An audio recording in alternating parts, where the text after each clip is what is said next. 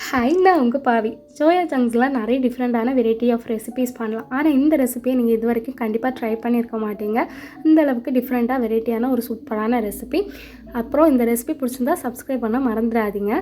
வாங்க இந்த ரெசிபி எப்படி சட்டுன்னு பண்ணுறதுன்னு பார்க்கலாம். இது பண்ணுறதுக்கு ஒரு கப் அளவுக்கு சோயா சங்க்ஸை ஒரு அரை மணி நேரம் சுடு தண்ணியில் ஊற விட்டு தண்ணி எதுவுமே இல்லாமல் பிழிஞ்சு ஒரு பாத்திரத்தில் எடுத்துக்கோங்க.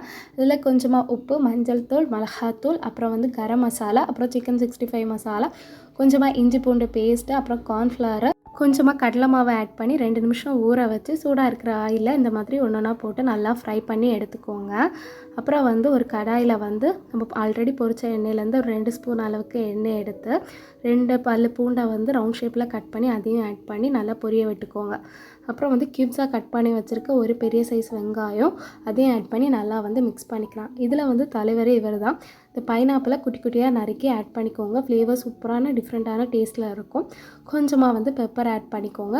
லைட்டாக சால்ட் ஆட் பண்ணிவிட்டு சோயா சாஸ் அப்புறம் டொமேட்டோ சாஸ் ஆட் பண்ணி நல்லா மிக்ஸ் பண்ணிக்கலாம்.